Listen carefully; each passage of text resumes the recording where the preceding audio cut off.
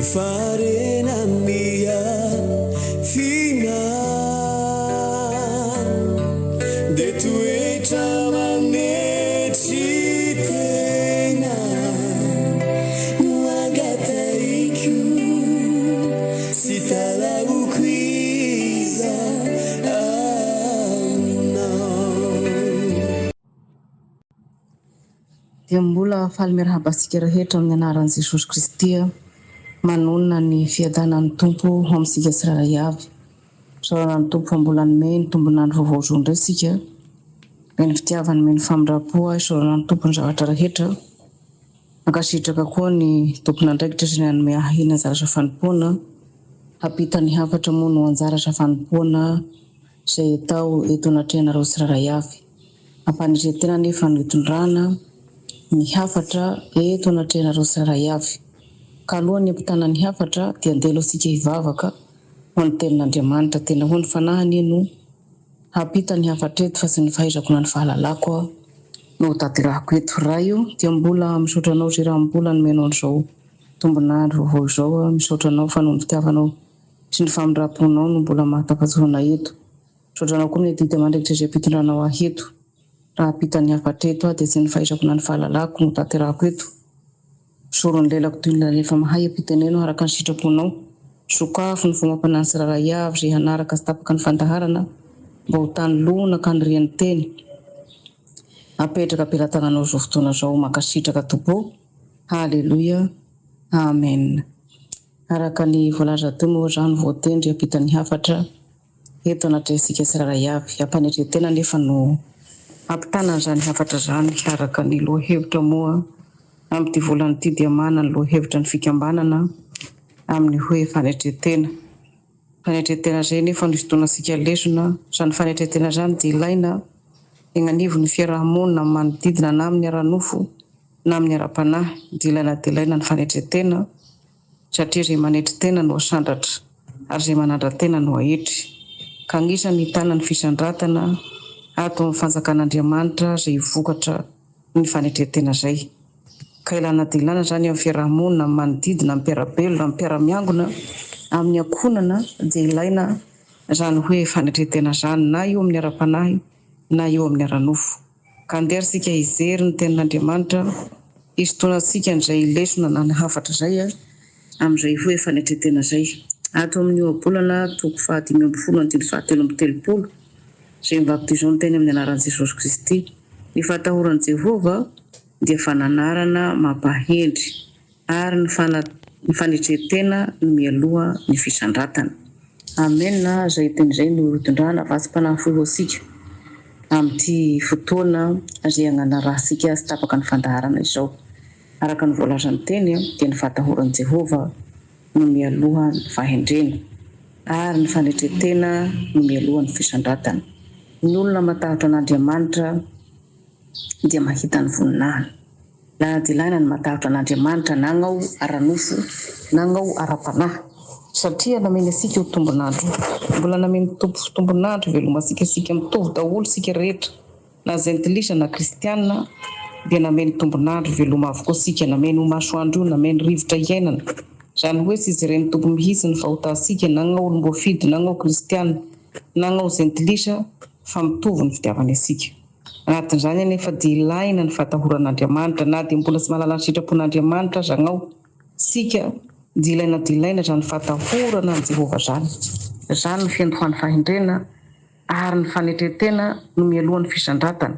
Ka ny olona manetretena enganivon'ny fiarahamonina ny manodidina dia tadio fa mahita fisandratana, mahita ny voninahitra ny Tompo eny amin'ny fiarahamonina ny manodidina satria dia ilaina izany fanetretena izany na ato amin'ny ara-panahy na any amin'ny ara-nofo amin'ny fiarahamonina.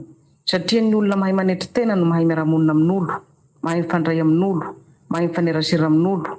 Ny olona manome lanja ny namany izany no afaka miarahamonina, afaka mifandray, afaka mifanerasera eny amin'ny fiarahamonina amin'ny manodidina. Ka izany no ilaina izany amin'ny maha hoe ara-panahy sy ara-nofo. Satria ny ara-nofo dia misy ny fiarahamonina. Amin'ny ara-panahy koa dia mitaky fanetretena koa ny asa ara-panahy satria ny zavatra tsy zakan'ny nofo no ilain'ny fanahy. Agnatin'izany nefa dia mila nagna koa le fanetretena satria raha sy mana fanetretena le olo. Raha sy agnatin'ny fahendrena, voalohany indrindra dia tsy afaka hihetry ny olona anankiray. Ao manoloana ny zavatra andalovana na mandalo ambany masony. Ilaina dia ilaina le fahendrena ka rehefa ny olona mana fahendrena dia ny olona mana fahendrena dia afaka mihetry. Ka ry mpanaradian'i Kristy rehetra nefa dia tokony manana izany fahendrena izany satria namena antsika ny fanahy masina. Fanahy masina dia tompon'ny fahendrena, fanahy masina mpitaridala, fanahy masina mpanolo saina, fanahy masina mpananatra, fanahy masina mpanisy. Ka ny olona miaraka amin'ny fanahy masina dia tokony hana fanetretena, magnome lanja ny namany, magnome lanja ny fiarahamonina, ny manodidina, ny mpiarabelona, izany hoe fitaratra. Ka indrindrandrindra fa ny lesona dia ato amintsika kristianina izay mpanaradian'i Kristy no andraisan'ny lesona sy ny fampianarana sy ny fampitana ny hafatra amin'ny maha hoe mpanaradiantsika an'Andriamanitra dia ilaina amintsika kristianina izany hoe fanetretena izany. Satria izaso ianao dia fitaratra, egnanivon'ny fiarahamonina sy ny manodidina. Izaso ianao dia fianara ho an'ny hafa, izaso ianao dia fahazavana izao tontolo izao. Ka raha izaso ianao no masaso, iza indray no anasira azy. Ilaina mihitsy izany manana ny vokatra ny fanahy izany amin'ny fagnaradian'i Kristy. Mba ho fagnanara ho an'ny jentilisa, mba ho fitaratra ho an'ny jentilisa ny fiarahamonina sy ny manodidina dia olona manana ny vokatra ny fanahy. Ao agnatsika le fahendrena, ny fanetretena, ny fitiavana, fahalemem-panahy, ny fahamoram-panahy, ny fanaova-soa. Izany hoe olona mahay miara-monina amin'olo, mahay mifandefitra, mahay mifanaja ninona zavatra mandalo ambany masosika dia aoka ao agnatsika mandrakariva izany fahendrena sy fanetretena izany satria indraindray le olona miara-monina amintsika mbola ranofo izy. Izaso ianao anefa no ato agnatin'ny fahendrena, izaso ianao no miaraka amin'ny Kristy, izaso ianao no mahafantatra sy mahalala ny teny fikasana, dia izaso ianao no mihetry na dia mahatsapa ary sika hoe diso ny olona miara-monina amintsika, ny olona manodidina antsika, ny mpiarabelona amintsika. Fa ianao no manana ny fahamarinana dia mietrehanao magnomeza lanja ny namanao satria izay le fahendrena ato amin'ny Tompo, izay le vokatra ny fanetretena hanandratan'ny Tompo antsika ka jeren'Andriamanitra toetra amin'izany sika kristianina. Satria sika kristianina no fahazavana izao tontolo izao. Dia nefa ny zavatra mitranga dia sika kristianina indray no tsy mahay miara-monina amin'olo, tsy mahay mifandray amin'olo, izany hoe ataosika arabaky teny fotsiny le teny fa tsy ainasika le teny fikasana izay vakisika andro aman'alina. Izaso ianao sy tokony ho agnatin'ny fanaratsirana sony, sy tokony ho amin'ny lalan'ny mpanirasira, sy tokony ho amin'ny lalan'ny fankahalana, sy tokony ho amin'ny lala ny fankahalana sy fankatiavana, fa tokony ho amin'ny lala ny fitiavana, ny fandeferana, ny fanajana, ny fanetretena, izany hoe ahitana ny vokatra ny fanahy egnanivon'ny fiarahamonina sy ny manodidina. Ka ampianarina sika ny teny, agnanarana sika ny teny, andraisa tema, andraisa lohahevitra sika kristianina mba haninona, mba hahay manetretena egnanivon'ny fiarahamonina sy ny manodidina, magnomeza lanja ny namasika. Fa izay manandra-tena no ahetry ary izay manetretena no asandratra. Ka ta hisandratra ato amin'ny fanjakan'Andriamanitra sika dia mahaiza manetretena egnanivon'ny fiarahamonina sy ny manodidina satria agnatin'ny asa fanompoasika io dia mandalo sedra sika kristianina, mandalo fizahan-toetra, mandalo fisapafinoana, mandalo fisedrana, mandalo fakapanahy. Ka amin'ireny zavatra mandalo ambany masosika regny anefa noho izy ireny tompo toetra sika hoe mana fanetretena ve sika kristianina amin'ny maha hoe mpagnaradian'i Kristy satria ny tenin'ny Tompo fa ny teny fa izay manaraka ahy aoka izy handany tenany ka izaka ny hazo fizaliko. Izany hoe ilay zavatra tsy zakan'ny nofosika no mila lanjaina ato amin'ny sitrapon'Andriamanitra noho ny hoe sika mpanaradian'i Kristy dia tsy magnamavy ny anaran'i Kristy sika fa magnome lanjany izay anaran'i Kristy izay dia mihetry ambany fahefan'ny Tompo sika fa tsy hoe ambany fahefan'le olombelona manodidina sika fa ambany fahefan'ny Tompo izay Andriamanitra tomposika no omena haza, omena voninahitra, omena dera, omena laza. Izay no antony hoe anagnasika an'izany fanetretena izany. Ka ilaina dilana izany ato amin'ny fiarahamonina amin'ny asa fanompoana, ilaina dilaina izany amin'ny ara-nofo amin'ny fiarahamonina amin'ny manodidina satria sika mbola nofo aman-drà, mbola megny amin'ity planeta amin'izao tontolo izao ity sika. Ho sika kristianina miara-monina amin'ny olona mbola ara-nofo sika dia mila mahay manetretena sika eo anivona amin'ny akona sika mbola jentilisa ny akona sika dia mila mahay manetretena amin'ny akonana, mila mahay manetretena amin'ny fiarahamonina, amin'ny manodidina, amin'ny mpiarabelona, amin'ny mpiara-miangona, amin'ny mpiray tany-draza satria dilaina izany vokatra ny fanahy izany satria sika no fitaratra, sika no fahazavana, sika no fianaran'ny olona hoe mba ahitana vokatra ny fanahy ny mampanaradia asika ny Kristy. Ary izany nge no mahatonga asika kristianina voasirasira karasin'olo satria sy tanan'le vokatra ny fanahy sika fa lasa ohatrany hoe ataosika fialokalofa fotsiny fiarahantsika amin'Andriamanitra. Ka rehefa misy zavatra mandalo ambany maso dia hita taratra ny maha nofo amandrasika. Fa tokony sy ho hita taratra tsony ny maha nofo amandrasika fa vonoy ny momba ny tegnanareo ozy ny tompo. Vonoy ny momba ny tegnanareo. Vonoina mihitsy zany le zo maha olombelona sika. Aza heverina tsony hoe manan-jo maha olombelona sika fa le zo ho azo sika atao amin'ny fanjakan'Andriamanitra no tazony mba hanaraha sika ny tompo, mba sy tany mafo izy zay finoana anagnanao, mba sy ampisa ny satroboninahitra ao. Ka le voninahitra ato amin'ny tompo no banjiny fa sy le voninahitra amin'izao tontolo izao. Inona moa izy no azonareo raha mahazo an'izao tontolo izao nareo nefa very ny ainareo. Zany ange ny teny soratra masina mananatra sika ary mazava be amin'ny maha sika mpanaradia ny Kristy. Inona no azo sika raha very mahazo an'izao tontolo izao ty sika? Zany hoe hitady laza amin'izao tontolo izao ty, hitady voninahitra amin'izao tontolo izao ty. Dia inona no azo sika raha very agny amin'ny afo agny ny aisika nefa sika hahazo an'izao tontolo izao? Dia zany no ilaina delana le fanetretena hoe miatreha ho ambany fahefan'ny tompo. Matahoran'Andriamanitra dia zay le afatreto.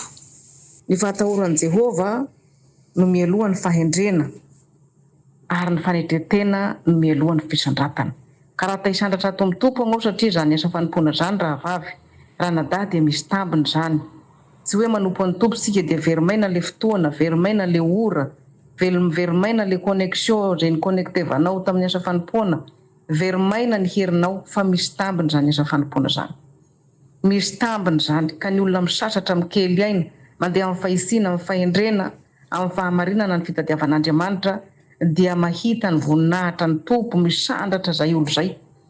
Ary ny olona marina sy mahisy lala dia sy mba very mandeha naiza andehanany, dia sy mba very mandeha ny olo marina sy mahisy lala, zany hoe ny olona makatò ny tenin'Andriamanitra. Ka ny zavatra takian'Andriamanitra amin'ity asa fanompoana ty dia isika hakatò sy hainy feony, manaiky izay lazainy, manatanteraka izay amahezany asika satria tadio fa ny fanjakan'Andriamanitra dia misy ny fifehezana, misy ny disiplinina izay fifehezana ato amin'ny sitrapon'Andriamanitra. Tahaka ny agny amin'izao tontolo izao koa mba misy ny fifehezana agny amin'ny fitondram-panjakana amin'ny aranofo. Dia ohatran'izay koa ny ato amin'ny kristianina, ato amin'ny fagnarahadia asika ny tompo dia misy fifehezana ato, misy disiplinina. Izay no anaovan'ny tompo koa mila mandray soa zay olona hagnaraka azy. Soa sika hagnaraka an'izao tontolo izao, soa sika hagnaraka an'Andriamanitra satria sisy afaka hanompotompo roa fa ny ray ho tiany, ny ray ho alany. Dia anjaranao no misafidy hoe hagnaraka ny tompo amin'ny foko rehetra ve zaho ka hiala ny fanao an'izao tontolo izao. Samy mbola hampirafy ny tompo amin'izao tontolo izao. Fa tadidio fa sy hitany voninahitra sy ny fisandratana ao raha mbola mampirafy azy amin'izao tontolo izao ty. Fa ny olona magnaradia ny Kristy dia mila mandray fanapahan-kevitra, mila mandray soa. Ka raha mbola sy vonona dia leo aloha mbola mijanona zentilisa mihitsy. Fa satria ny miaraka amin'Andriamanitra dia sy fombafomba, sy fahazara, sy kiandrahandra. Andriamanitra tsy azo alay fanahy. Fa rehefa vonona anao hiaraka aminy dia mila fahavononana hatramin'ny voalohany ka hatramin'ny farany. Zany hoe Andriamanitra mila olo vonona, mila olo korrekta, mila olo mahisy, mila olo makatò. Zay le fiarahana amin'Andriamanitra. Zany hoe tsy sarotra le fiarahana amin'Andriamanitra fa isika no mandray desizio, manapa-kevitra miarahasika amin'ny tompo. Fa raha mbola hanompotompo roa sika aloha hoe sady hita hivavaka aho no te hanao ny fanao an'izao tontolo izao dia tadio fa tsy asa amin'ny fiainantsika Andriamanitra, tsy hijery asika Andriamanitra, tsy haneho ny voninahitra sy ny fahasarany amintsika Andriamanitra ary tsy hanandratra asika izy. Na dia firy taona nagnaradia azy sika, 70 taona, 80 taona, kanefa sika sy fiovana dia sy asa amin'ny fiainantsika mihitsy ny tompo. Ka le tadiavan'Andriamanitra amintsika sy le hoe sika miazakazaka manompo, mameno fiangonana isan'andro, mameno fikambanana, mameno gropy, mameno amin'ny asa fanompoana rehetra agny, mahatety ny asa fanompoana rehetra, manao ny fanampiana ny olo rehetra rehetra, mahay mitory, mahay mananatra, mahay mampianatra, mahay manasitrana. Sy izany no tanjona agny amin'ny fanjakan'ny lanitra. Fa le fiovasika sy fahendresika sy fahamarinasika sy ny finoasika, zay no isaranasika agny amin'ny fanjakan'ny lanitra. Ka ilaina dilaina ilay mahatakatra zava-panahy ato amin'ny sitrapon'Andriamanitra mba sy hadiso lalasika. Ilaina dilaina zany fahatakara zava-panahy zany hoe mila misokatra misy ny masom-panahsika hoe ina moa ny zavatra tian'Andriamanitra ataoko amin'ny tiatra fanompoana ty, mba ina ny zavatra tokony hialako amin'ny faharasiko, zany hoe misy zavatra miova agnamahy nofo asika agny rehefa miaraka amin'ny sitrapon'Andriamanitra. Alaina ohatra fotsiny hoe raha olona mpampandainga ianao taloha, olona mpizangazanga, olona mpisotro toaka, olona mpangalatra, olona mpangalabadin'olo dia tsy miverina amin'izay intsony ianao fa efa olona afaka, efa olona manao ny sitrapon'Andriamanitra, olona efa navorana, efa nifidiany, dia tsy miverina amin'ny faharasiana intsony. Olona mpanirasira olo ianao dia tsy manirasira olona intsony, olona mpakahala olo ianao dia tsy makahala olona intsony, olona pidipiditra amin'ny fiainan'olo ianao dia tsy miverina amin'izay intsony. Zay ilay tian'Andriamanitra hiova amintsika amin'ny fagnaradia azy. Fa tsy hoe sika sady manompo azy nefa sika mbola mampirafy an'ireny toetra reny amin'ny fagnaradia azy, dia tadio fa sady tsy atodikiny amintsika ny tavana, tsy ampijeriny asika ny masony, tsy atongilany amintsika ny sofiny, satria sika mbola mampirafy azy amin'ny fanaon'izao tontolo izao. Dia izaina no ilaina hoe mandraisa desizio tsara rehefa hiaraka amin'Andriamanitra, mandraisa fanapahakevitra tsara, vonona ve ianao fa hiaraka amin'ny Tompo. Esory rehefa ka mangidy rehetra aminao agny ary izay mbola sampisampy, mbola manakasakana ny asa fanompoanao, dia adory agny amin'ny afo rehetra agny izay rehetra fantatrao fa mbola velam-pandrika andrasy hatafasaraka anao amin'ny Tompo. Ka atao vazoatoko ilay fanompoana, ilay fagnaradia, mahaiza miara-monina amin'olo, mahaiza mifandray amin'olo, mahaiza mandevitra, mahaiza makasitraka ny zavatra mandalo maso, mandalo ambany maso, mahaiza misaotra amin'ny zavatra rehetra, na mandalo adisarotra, mandalo olona, mandalo akoviana, mandalo safosina, mandalo fifandirana, mandalo sy fahasalamana, mandalo fahoriana, dia aza monimona, aza migonogona, fa misaora amin'ny zavatra rehetra, satria mahatoana ataon'Andriamanitra nandalo ambany masosika zany rehetra zany, dia misy zavatra tian'Andriamanitra hiova sika, tian'Andriamanitra hiorina sika amin'ny fagnaradia azy. Zany hoe natao ny zavatra rehetra mba ho fanehoana ny voninahitr'Andriamanitra, zany hoe mianatra mikomba ny mpanaradian'i Kristy, mianatra miady, mila vonina sika amin'ny ara-panahy, mila vonina amin'ny fahavalosika, satria ny fahavalosika ange dia zanaspika ilay fandrasy fanahy eny amin'ny rivotra sy hita maso, fa sy hitasika maso tahaka ny amin'ny ara-nofo tonga anafika ny fahavalo dia hiomana ny olona, fa ny fahavalosika dia eny amin'ny rivotra sy hita maso, nefa olombelona mitovy amintsika ihany koa no ampiasainy handavo asika, hanatafitoina asika, hanakorotana asika, dia mila vonina mandrakariva amin'ny ara-panahy sika amin'izay fagnaradian'ny Tompo izay, hoe atao vazoatoka ilay fagnaradian'ny Tompo, atao vazoatoka ny ara-panahy. Raha tonga amin'izao koa ve ny Tompo ka tena azo atoka tsara koa fa hiditra ny fanjakan'ny lanitra, satria sika zany olona miaraka amin'Andriamanitra zany dia tsy ny hoe sika hanompo azy reretety-tany mba azahoantsika ny valim-bavaka, ny fitahiana, ny fisandratana amin'izao tontolo izao ty, fa ny tanjonsika izay mpanaradian'i Kristy dia ny hiditra ny fanjakan'ny lanitra, ny hidirasika ny fanjakan'ny lanitra. Ka zany fanjakan'ny lanitra zany nefa tsy hidiran'olo sy voafora, voazahan-toetra, voasedra, mandalo fakapanahy, mandalo olona voazahan-toetra sy voafora sy voazahan-toetra, zay no miditra ny fanjakan'ny lanitra, satria dia voamarika agny amin'ny teny soratra masina zany hoe zay marina sy mahisy lala sy mino sy masina, zay no miditra amin'ny fanjakan'ny lanitra, fa tsy izay rehetra manao kitobokitoboko no hiditra ny fanjakan'ny lanitra. Zany hoe tsy sika rehetra kristianina izay mpanaradian'i Kristy mameno fiangonana, mameno vondrona dia hiditra ny fanjakan'ny lanitra avokoa, fa zay marina sy mahisy lalana sy mino sy masina. Zany hoe ilaina dia ilaina zany fanokana tegna zany amin'ny fagnaradian'ny Tompo. Miala ny fanaon'izao tontolo izao, manoka tegna ianao, masina ny fomba fiteny, ny fomba fijery, ny fomba famindra, ny fomba fitafy, ny agny amin'ny toe-po agny, sy hitana faka mangidy tsony agny amin'ny toe-po agny, mbola misy fialonana, misy fakahalana, misy fagnarasiana, misy fanavakavaha, misy folentika, fo mefitra, fo vato, sisy an'izany tsony zany agny amin'ny toe-posika agny, fa masina ny fiteny, masina ny fijery, masina ny famindra, masina ny fitafy. Dia zay no hamasina sika. Ka raha sy hitana zany vokatra ny fanahy zany nefa ny kristianina izay mpanaradian'ny Tompo dia tadio fa mamita tegna fotsiny sika, mitovy amin'izay antilisa izay tsy mahalala ny sitrapon'Andriamanitra ihany sika, raha manompo milaza fa manompo azy nefa sika mbola tsy miova, dia tadio fa mamita tegna fotsiny, sahalan'ny hoe fialokalofana fotsiny fiarahana amin'Andriamanitra, fa tsy zavatra ho azo sika sady tsy hita ny fanjakan'ny lanitra no sy mba nanao ny fiainana amin'izao tontolo izao, dia tadio fa mamita tegna fotsiny sika amin'izay fagnaradian'ny Tompo izay. Kapitaina amintsika ny hafatra, zany lohahevitra hoe fanetretena zany, satria ny fanetretena dia mifehy zavatra maro. Ny olona manetretena dia ny olona mana fanetretena dia olona agnatin'ny fahindrena. agnatin'ny fahamarinana, agnatin'ny fitiavana, agnatin'ny fahisina, zay ny olo afaka mietry. Rehefa tsy manan'ireo vokatra ny fanareo koa nefa le olona tsy afaka etry mihitsy izy, tsy afaka agnomelanja ny namany izy, tsy afaka agnomelanja ny fiarahamonina izy, fa magnambony tegna foana sy magnamarina tegna foana ary mandeha amin'ny fahaizany sy amin'ny fahalalany sy amin'ny fahatakarany foana le olona rehefa tsy manana io vokatra ny fanahy io. Ka ilana dilana zany amin'ny fiarahamonina amin'ny manodidina, ilana zany amin'ny ara-nofo, ilana zany amin'ny ara-panahy, satria ny olona rehefa tsy mana fanetretena dia sarotra be ny raisamonina amin'ny olo iny, dia sahirana ny fiarahamonina, sahirana ny manodidina. Gnao anefa mbola miaigna amin'ity planeta amin'izao tontolo izao ity, fa tsy hoe kristianina gnao dia mitoka rery fa mbola miara-miaina amin'izao tontolo izao. Ka raha voan'ny olona tsy mana fanetretena, tsy mana fandeferana dia tadio fa sahirana ny fiarahamonina, sahirana ny manodidina, sarotra be ny resany miteny amin'igny raha lahy igny, amin'ny raha vavy igny, amin'ny olo ohatran'izao igny, satria tsy mba afaka mihatra izy fa manambony tegna foana, magnamary tegna foana, dia sahira le fiarahamonina. Ka agnanarasika ny tenin'Andriamanitra mba haizasika miara-monina, haizasika mandefitra, haizasika makasitraka ny zavatra rehetra zay mandalo ambany masosika. Andeha ary mbola faherisika ato amin'ny Filipianina 2:2-3 zany teny zany.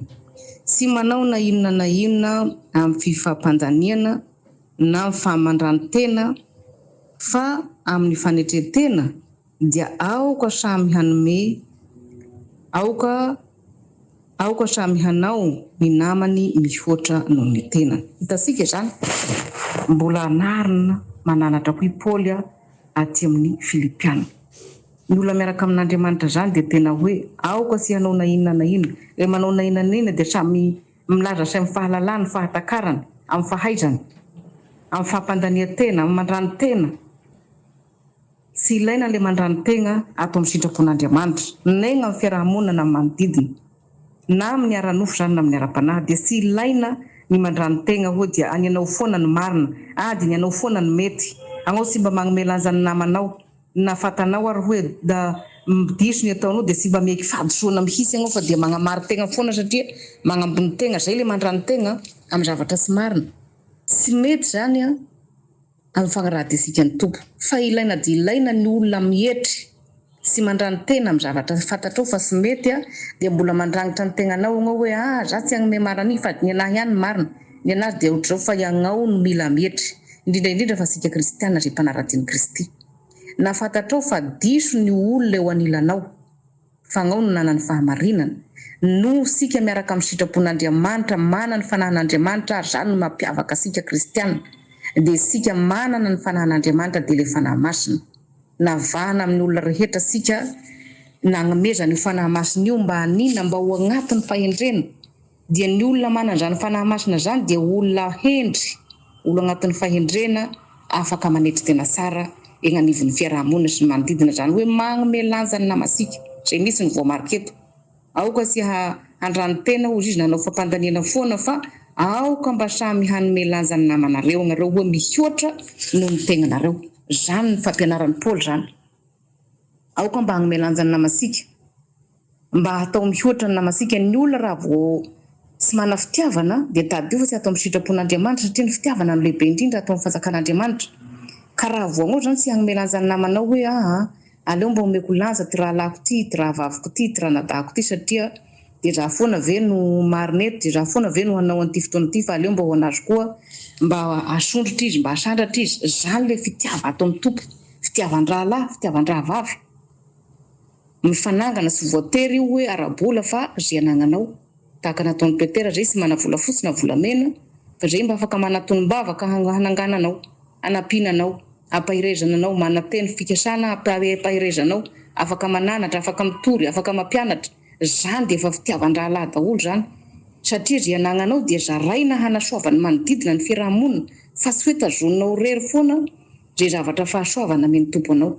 Fanamena sika ny fahasoavana, ny fahendrena, ny fanetretena, mba haizasika miara-monina mihafa, ho fanangana ho an'ny hafa, ho famonjena ho an'ny hafa, ho fanavotana ho an'ny hafa, ny adi-posisika tsara avy. Ka atoriana amintsika zany teny zany, ampahafantarina sika zany hoe fanetretena zany, satria dia zany moa zany no loha-hevitra sika hoentina hitondrana ny fampianarana sy toriana ny hafatra eto anatresika tsiraray avy. Zany hoe fanetretena zany dia mbola averiko fa ilaina zany amin'ny fiarahamonina, manodidina, amin'ny mpiarabelona, amin'ny mpiara-miangona, amin'ny fianakaviana, amin'ny ankonana, amin'ny mpiray tanindrazana na amin'ny ara-nofo na amin'ny ara-panahy dia tena ilaina zany fanetretena zany satria ny olona raha tsy afaka manetretena dia tsy afaka hiara-monina amin'olo, tsy afaka hifanerasera amin'olo, tsy afaka hifandray amin'olona fa sarotra be ny raisa-monina raha olona tsy afaka manetretena. Zany fanetretena zany dia ilaina ary mbola nagnome ohatra koa ny tomposika nananatra ny mpianatra hoe raha andeha hamonjy fanasan'olona hozy izy dia tandremo no mibaby ny seza voalohany fa mipetraha amin'ny seza aty farany indrindra. Fa aleo hozy izy mba ny tompon'ny fanasana no hitenenao hoe tsy mendrika ho anao ty plasy ty fa miakara aty aloha. Dia zay ilay tompon'ny fanasana hitenenao hoe tsy mendrika ho anao ty plasy aty aloha ty fa midina ary afara orina anao fa mbola misy alohanao ny hipetraka eto. Ina moa ny vokatra an'izay teny zay? Le vokatra ny fanetretena no misandra satria misangamenatra eo anivon'ny fiarahamonina sy ny manodidina anao sy ny fanasana izay nanasanao anao. Raha tsy mendrika ho anao le plasy nefa anao mibaby toerana aloha. Zay le endrika fanetretena zay. Zay manetretena no asandratra ary zay manandratena no ahetry. Ka raha anao zany mibaby ny plasy aloha aleo ny namako no agnaloha egny fa za hietry aty aoriana aty dia anao zay nanetretena aty aoriana no misandratra. Fa le olona zay mibaby toerana egny aloha manandratena igny no mihetry. Zay ny ataon'ny fanjakan'Andriamanitra. Ka tena ilaina mihitsy isika ny mahatakatra zava-panahy mahalala ny zavatra hafatra izay ampitana amintsika tsirairay avy.